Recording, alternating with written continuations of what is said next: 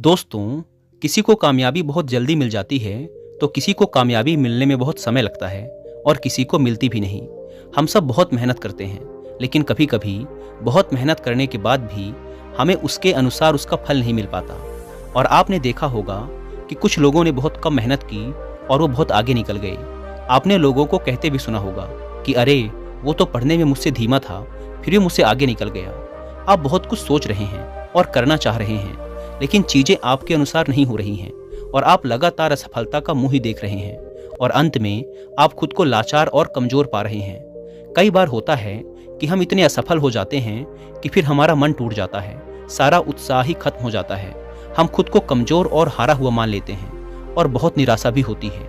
आखिर निराशा हो भी क्यों ना, दुखी कैसे ना हो हम, क्योंकि हमने तो बहुत प्रयास किया था, जितना हमसे हो सकता था उतना किया था, लेकिन हमें उस परिश्रम के अनुसार उसका फल नहीं मिल पाया और एक बार फिर असफलता का मुंह देखना पड़ा।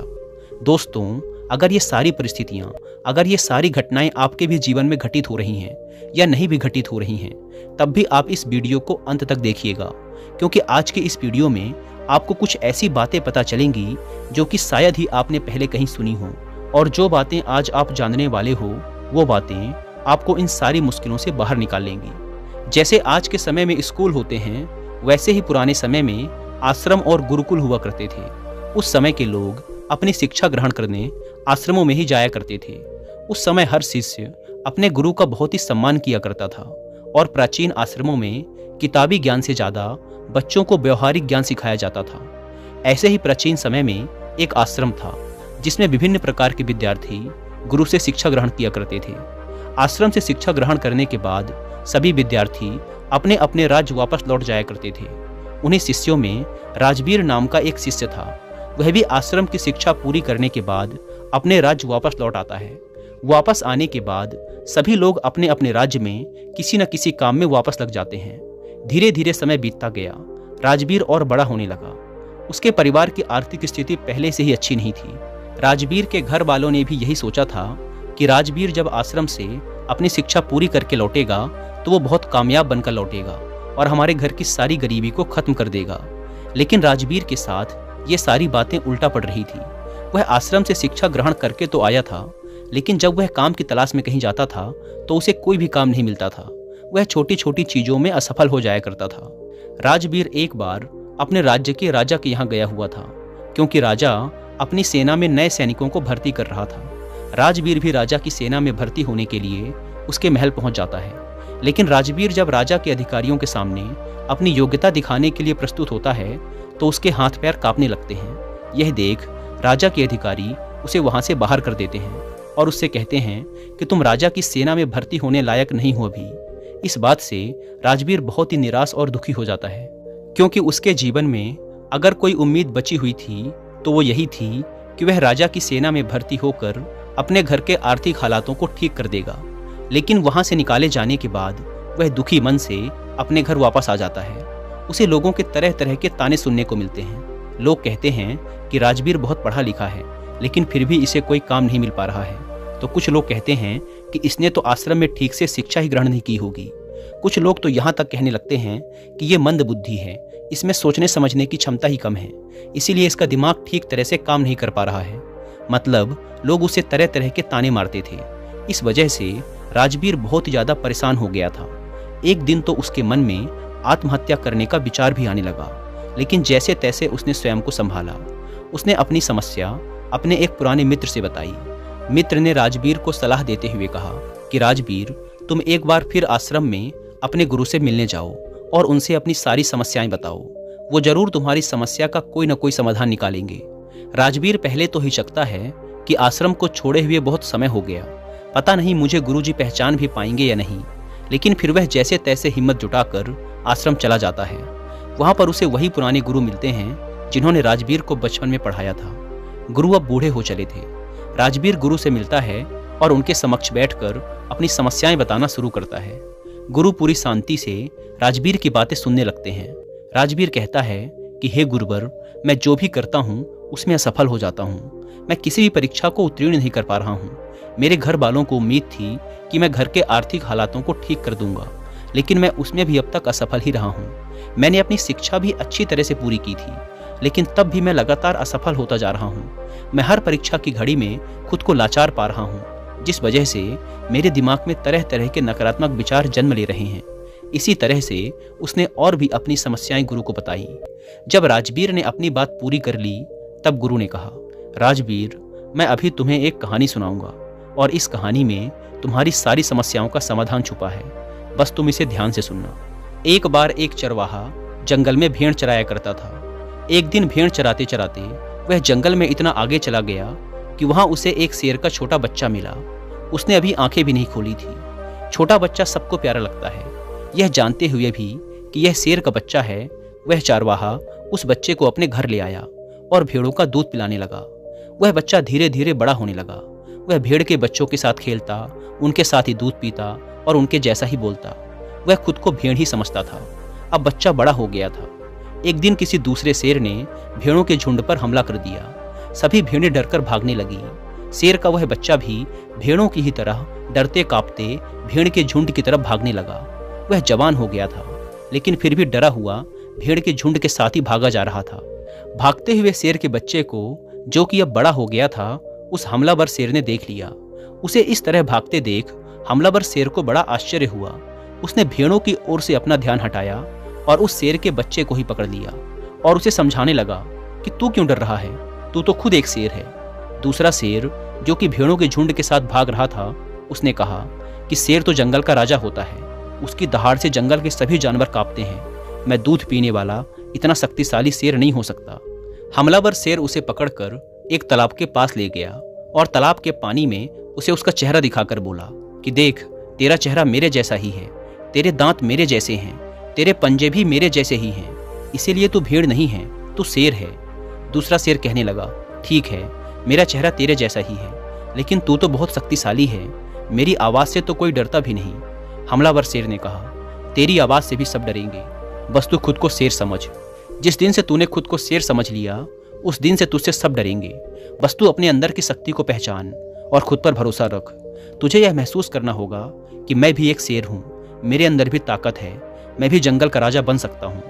जिस दिन से तेरे दिमाग में यह बात बैठ जाएगी, उस दिन से तू किसी से नहीं डरेगा। तू आज डरकर इसीलिए भाग रहा था क्योंकि तू खुद को भेड़ समझ रहा था। तू जब तक खुद को भेड़ समझता रहेगा, तू भागता रहेगा, क्योंकि बचपन से लेकर आज तक तू खुद को भेड़ ही समझता आ रहा है।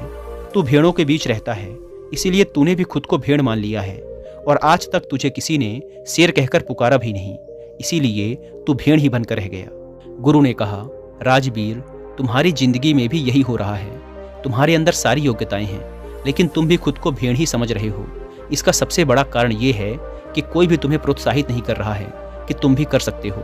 लोग तुम्हें सिर्फ अपनी नकारात्मक ऊर्जा ही दे रहे हैं। लोग तुमसे सिर्फ यही कह रहे हैं कि राजवीर ठीक से पढ़ा नहीं है, राजवीर योग्य नहीं है, इसलिए उसे कहीं पर भी कोई काम नहीं मिल रहा है। तुम्हारे चाहने वालों ने, आस पड़ोस वालों ने असफलता का डर तुम्हारे दिमाग में भर दिया है। बचपन से ये सभी लोग तुम्हें अयोग्य ही बोल रहे हैं और अयोग्य ही समझ रहे हैं, जिससे तुम्हारी मानसिक दशा भी अयोग्य सी हो गई है। तुम अपने नकारात्मक विश्वासों में कैद हो गए हो। तुम खुद को असफल और हारा हुआ मानने लगे हो, क्योंकि लंबे समय तक जब किसी को अयोग्य और असफल बोला जाएगा तो उसका दिमाग सच में अयोग्य और असफल हो जाएगा। वह खुद को कमज़ोर और लाचार समझने लगता है, क्योंकि लोगों ने उसे कमज़ोर और लाचार ही बोला है। इस दुनिया में प्रोत्साहित करने वाले लोग बहुत कम हैं। राजवीर, ज़्यादातर लोग बस तुम्हें नकारात्मक ऊर्जाएं ही देंगे। वो तो चाहते हैं कि तुम जिंदगी में सफल ना हो, तुम जिंदगी भर भेड़ ही बने रहो। वे तुम्हारे भेड़ बने रहने पर ही खुश हैं, क्योंकि उन्हें भी डर है कि अगर तुम शेर बन गए तो तुम उन्हें खा जाओगे, क्योंकि शेर से सब डरते हैं। अर्थात उन्हें डर है कि तुम जिंदगी में उनसे आगे निकल जाओगे। अगर अपनी जिंदगी में कोई व्यक्ति बहुत सफल होता है तो सबसे पहले आस पड़ोस के लोगों और रिश्तेदारों को ही दुख तकलीफ होती है। सफल होने के लिए तुम्हें खुद को अंदर से बदलना होगा, खुद के दिमाग पर काम करना होगा, खुद को शेर समझना होगा। जिस दिन तुम खुद को शेर अर्थात योग्य समझने लगे और खुद पर विश्वास करने लगोगे, उस दिन तुम खुद ही सफल हो जाओगे। गुरु ने कहा, राजवीर, अगर किसी बच्चे को बचपन से ही बोला जाएगा कि तू कमजोर है, तू मंद बुद्धि है, तू गधा है, तू जीवन में कुछ भी नहीं कर पाएगा, तू जीवन भर असफल ही रहेगा, तो सच में वो जीवन भर असफल ही रह जाएगा और ये सब बातें उसे भेड़ बना देंगी और वो खुद को भेड़ ही मानने लगेगा। यहाँ भेड़ से मतलब है कि वो खुद को कमजोर और लाचार समझने लगेगा। वह मानने लगेगा कि वह जिंदगी में कुछ भी नहीं कर सकता, तो उसके आसपास के लोग उसे खुद कमज़ोर बना देते हैं। लेकिन किसी बच्चे से बचपन से ही ये बोला जाए कि तू शेर है, तू योग्य है, तू कर सकता है, तेरे अंदर बहुत ताकत है, बहुत हिम्मत है, दुनिया की कोई भी ताकत तुझे सफल होने से नहीं रोक सकती। अगर बचपन से ही ये सब विचार उसके दिमाग में डाल दिए जाएं, तो वास्तव में उसे सफल होने से कोई नहीं रोक सकता, क्योंकि अब उसके दिमाग में यह बैठ चुका है कि वह सफल हो जाएगा। जब किसी के दिमाग में ये सब बातें पूरे विश्वास के साथ बैठ जाती हैं, तो फिर ये ब्रह्मांड खुद उसे सफल बनाता है। बच्चा जब जानने समझने लायक होता है, तो उसके आसपास क्या चल रहा है, लोग क्या बोल रहे हैं, वो ये सब बातें बड़े ध्यान से सुनता है और समझता भी है। गुरु कहते हैं कि अगर उस छोटे बच्चे के अंदर अच्छी सोच, अच्छे विचार भर दिए जाएं और उसके बारे में अच्छा बोला जाए कि तेरे अंदर असीम संभावनाएं हैं, तो जो चाहे कर सकता है, और सभी सकारात्मक विचार उसके अंदर डाल दिए जाएं, तो उसके दिमाग की क्षमता बढ़ने लगती है, उसका डर खत्म होने लगता है और उसके अंदर निर्णय लेने और संघर्ष करने की शक्ति बढ़ने लगती है। और ऐसे सकारात्मक सोच वाले बच्चे आगे चलकर अपनी जिंदगी में जरूर सफल होते हैं। कोई बच्चा कितना भी कमजोर हो, हमें उसे कभी भी गधा या कमजोर नहीं बोलना चाहिए। जब हम किसी बच्चे को कमजोर और लाचार बोलते हैं, तो वो सच में स्वयं को कमजोर और लाचार मानने लग जाता है। वो समझने लगता है कि वो सच में दूसरों से कमजोर है। उसका दिमाग खुद को कमजोर समझने लगता है।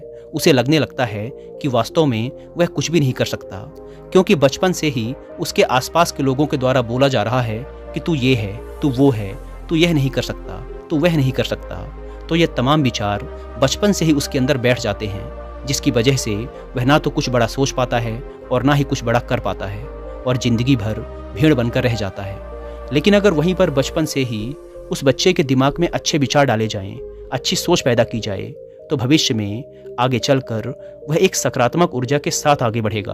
और जब कोई व्यक्ति सकारात्मक ऊर्जा के साथ आगे बढ़ता है, तो उसके रास्ते में आने वाली बाधाएं खुद ब खुद दूर होनी शुरू हो जाती हैं। राजवीर, बचपन से तुम्हारे साथ भी यही हो रहा है। बचपन से लोगों ने तुम्हारे दिमाग में यही सब नकारात्मक विचार भर दिए हैं, जिसके परिणाम स्वरूप बड़े होकर भी तुम यही सब सोच रहे हो।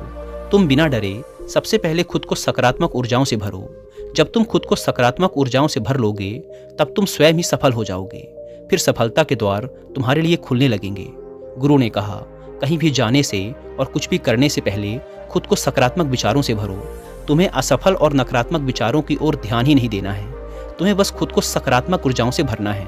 तुम प्रतिदिन जब सुबह उठो और रात में सोने जाओ, तब स्वयं से कहो और महसूस करो कि मैं भी कर सकता हूँ, मैं हार नहीं मान सकता, क्योंकि मेरे अंदर भी क्षमता है, मेरे अंदर भी योग्यता है।